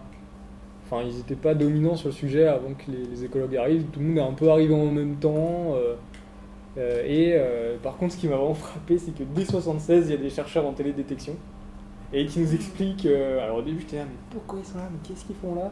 Et après il nous explique, alors c'est très simple, avec ce qu'on est en train de faire là, la télédétection c'est l'avenir et la photo-interprétation c'est le passé. Donc la photo-interprétation c'est prendre une photo aérienne et dire ça c'est ça, ça c'est ça, ça c'est ça, ça vous rappelle quelque chose, c'est tout ce qu'on a vu. Et la télédétection dans leur esprit, parce que la télédétection au sens large c'est juste prendre des images depuis un point de vue zénital. La télédétection, alors, au sens fort, pour eux, ce serait non, mais automatiser des données, traiter tout de suite, hop, on a, ça c'est la signature spectrale de la haie, hop, tout de suite c'est codé en haie, vous voyez, oh, c'est génial. Et maintenant, dans les colloques, on te dit aujourd'hui que c'est l'ADN environnemental. L'ADN Et environnemental, c'est ok. plus, enfin, c'est le troisième truc là, on va te dire non, c'est plus la télédétection, c'est l'ADN. Bon, bah, voilà, prochaine thèse, l'ADN des. Enfin, ça devient une façon de voilà, comme tu dis, d'identifier. Et c'est vrai qu'ils progressent, hein. Enfin, notamment l'hygiène. Ah bah il est parti. Mais l'hygiène, il y a une méthode géniale, ça s'appelle le LIDAR. Et c'est une sorte de radar. J'ai pas bien creusé la question, c'était pas vraiment mon sujet, mais on peut connaître la hauteur des arbres. Et ça, en l'occurrence, ça fait pas partie des critères de la PAC. On peut imaginer, à un moment, on a une technologie qui permet de connaître la hauteur des arbres. On va moduler la prime aux agriculteurs en fonction de la hauteur, vous voyez. Et typiquement, quelque chose dont on revient dans une logique de Ivan Illich que je disais au départ, l'outil permet, donc, allez, on y va. Est-ce qu'il y a des questions? Moi j'avais une question par rapport à la transmission d'informations, parce que quand on pose une demande pour la PAC, ça passe par le ministère de l'Agriculture. C'est ça. Mais celui-là même qui a posé une définition restrictive de la haie, et du coup le fait que ce soit pas bien expliqué, ce serait pas justement encore un coup du ministère pour pas trop rendre cette mesure applicable? Vous voudriez dire qu'il y a une volonté au ministère de l'Agriculture de ne pas avoir une politique franchement agroécologique? Je n'oserais pas le dire, mais je me demande. Ouais, c'est un débat très intense, mais je pense qu'on peut être d'accord avec vous. Non, après, il faut distinguer l'administration centrale qui a affaire au cadre des syndicats et après les administrations déconcentrées. En fait, les administrations déconcentrées, elles sont sous l'eau. Mais vraiment, et ça, j'étais très content parce que quand je suis allé faire de l'observation là-bas, je me suis dit comment je peux montrer ça, comment je peux... Et en fait, j'ai trouvé un rapport, je rigole, mais je ne devrais pas. J'ai trouvé un rapport assez terrible sur les conditions de travail des gens en SEA, donc les services d'économie agricole, les services déconcentrés, donc les DDT, les directions départementales du territoire. Donc le ministère dans le département. Et en fait, il y a eu un suicide en 2016, je crois, dans la région de Bordeaux. Et ça a été reconnu comme maladie, comme cause professionnelle. La famille a été indemnisée, etc. Et en fait, il y a un vrai malaise dans ces administrations. Les gens ont beaucoup de travail.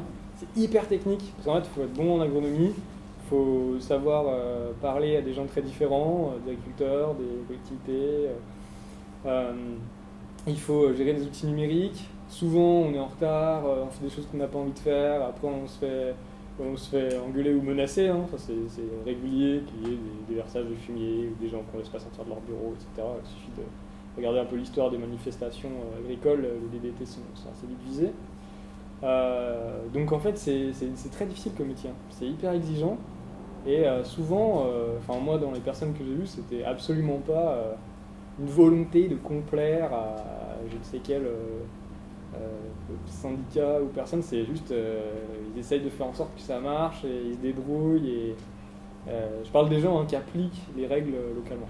Et donc les haies, là, typiquement, on dit, ouais, mais alors les haies, on en est où? Et puis pendant 2-3 ans, il n'y avait rien. Puis après, 2018-2019, ils m'ont envoyé un mail, ouais, c'est bon, dans le département où j'étais, ils m'ont dit, là, on a commencé à mettre quelque chose en place pour que les agriculteurs puissent dire, on va arracher une haie, parce que la plupart du temps, il n'y avait rien, même pour déclarer, les DDT ne faisaient pas de communication dessus, c'est une règle inexistante dans plein de départements. Donc pour dire aussi qu'il y a un rythme, il y a des choses, il y a des priorités. Quand on ne peut pas verser les aides, est-ce que la priorité c'est de se braquer avec les agriculteurs en mettant l'accent sur une règle donc non, ils sont pris dans un réseau de contraintes très fort. Ouais. Et en plus, ils sont du côté des exécutants. Donc, c'est aussi ça qui est intéressant, je trouve, en sociologie, c'est de réussir à avoir des approches compréhensives et pas juste critiques en disant oh là là, ils sont du côté d'un tel ou d'un tel. Je ne parlais pas vraiment des personnes qui travaillaient, mais plutôt de la manière dont c'était formulé. À la manière de c'est formulé, oui, par exemple, c'est clairement pour couper la poire en deux, donc c'est très difficilement lisible et c'est pas clair. Ils le savent quand ils le font, sachant que les gens qui écrivent, souvent, ils n'ont pas souvent, là en l'occurrence, ils n'ont pas une bonne connaissance du sujet. Là, c'est des gens qui sont sûrement très compétents par ailleurs, mais là, hop, vas-y, écris-nous un truc sur les haies à partir des négociations qu'on a eues avec l'association, ceci, etc. Et ça se trouve, c'est des gens qui étaient dans une autre administration 2 ans avant et qui se retrouvent à écrire l'arrêté. Et en plus, en étant dans un climat d'urgence, il faut ça pour la fin de la semaine, hein, parce que sinon on est coincé avec la patte. Il y avait une question. Ouais. C'est une question assez terre à terre, mais je me demandais, une fois que la haie a été arrachée, j'imagine que c'est pour la transformer en surface cultivée par les agriculteurs. Oui. Est-ce qu'ils remarquent une différence dans la façon dont leur culture pousse sur un sol qui était agricole depuis 30 ans ou sur un sol qui avait une haie? Est-ce que vous avez mention de ce genre de choses ou pas? Je pense, parce qu'on observe même là avec les photos aériennes, on observe des différences, même sur une parcelle qui est tout à fait traitée de la même façon partout. Chaque mètre carré est traité, exploité de la même façon et on peut voir à tel endroit, là il y a telle couleur parce qu'en fait il y a plus d'eau dans le sol. Et donc on va avoir une sorte de grisâtre très foncé qui ressort. Donc je pense que ça doit être la même chose. Après, dans ce que j'ai vu, ce qui était intéressant, c'est que pour savoir si c'était vraiment un arrachage et pas juste une coupe à blanc, ce que regardaient les photo-interprètes de l'IGN, c'était est-ce qu'on voit des traces de sillons, des traces de roues de tracteur ou de sillons qui traversent. Si oui, ça veut dire que c'est cultivé et donc c'est bien une destruction. Et ça, c'est intéressant, c'est écrit nulle part, c'est du savoir-faire de photo-interprète. Donc pour le côté agronomique, par contre, Parce que je me disais, à si on demander. fait des différences, quand ça pousse là où il y avait une haie avant, on essaie de faire le lien avec l'écologie et l'agriculture, ça peut soulever des questionnements sur les sols et ce genre de choses, de cultiver ensuite sur une terre qui n'était pas agricole auparavant. Bah, oui, mais alors là, du coup, c'est un peu. Enfin, qu'est-ce qu'on va leur dire? Parce que si ça pousse bien, parce que y a un sol où l'eau peut entrer en profondeur, parce qu'il y a un système racinaire qui est toujours là, même si on a arraché une partie, etc. Quel est l'objectif? C'est qu'on leur dit, mais de remarques d'agriculteurs, juste de la façon dont ils observent leur champ. Ah oui. Je pense pas que ce soit une information qui circule. Si vous pensez que c'est de dire, vu que c'est une terre riche sous une haie, si on enlève une haie, ça va bien pousser. Je pense que non, c'est pas. Non, c'était juste dans les entretiens, s'il y avait des choses. Ouais. Non, j'ai pas eu quelque chose là-dessus.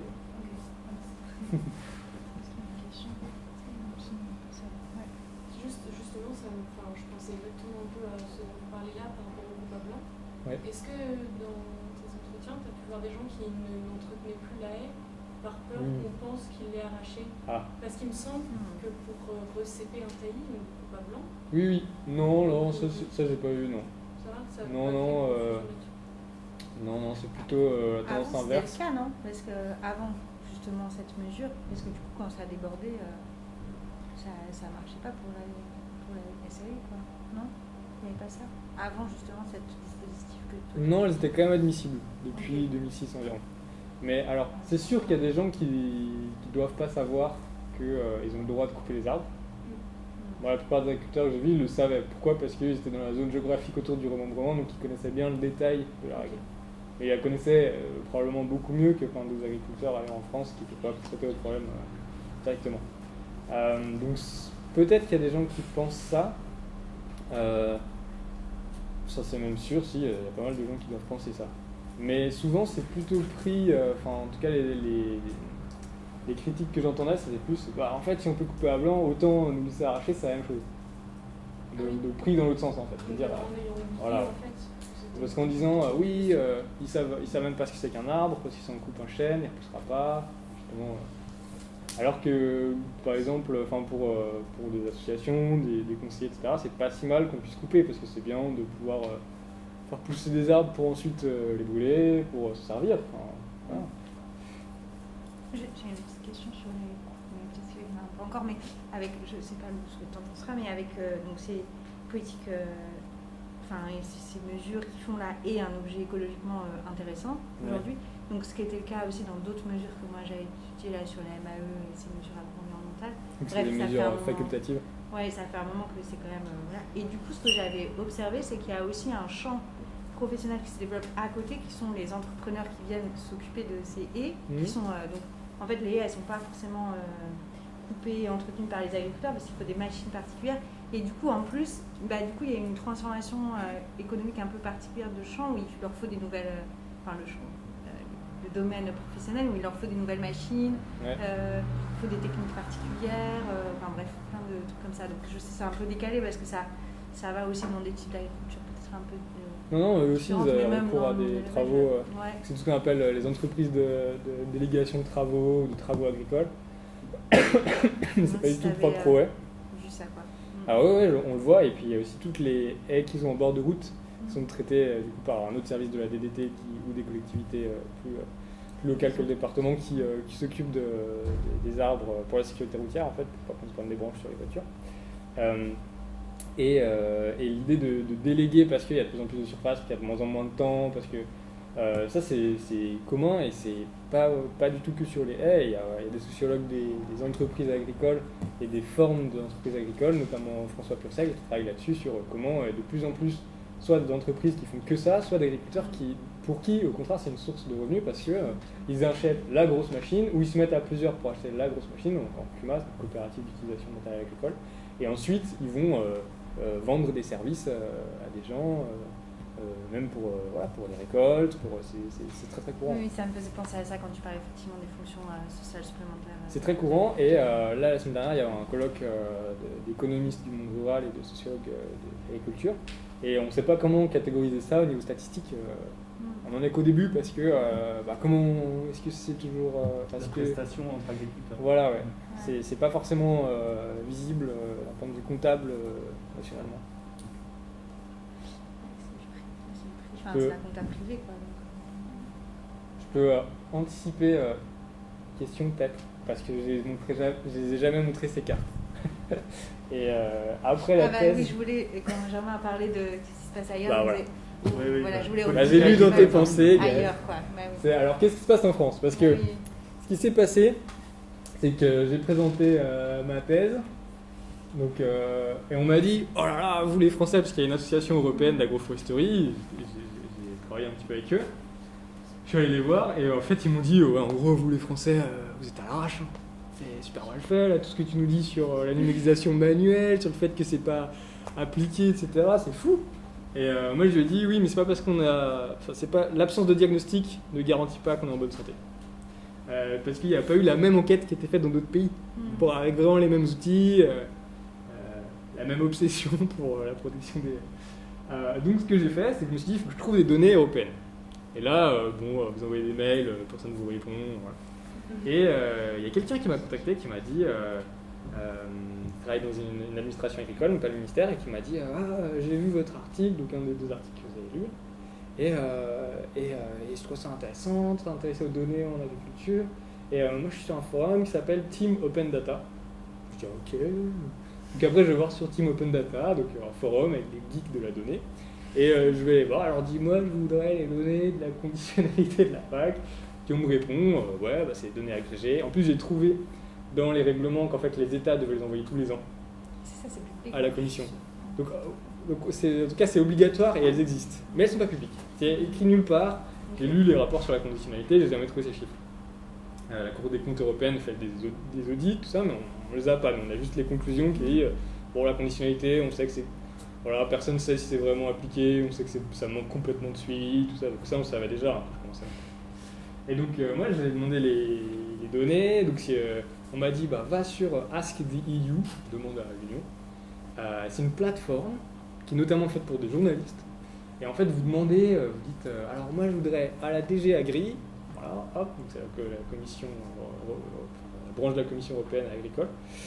Et ensuite vous dites, il y a un message type qui dit en vertu de la loi machin chose, je voudrais avoir accès à telle donnée.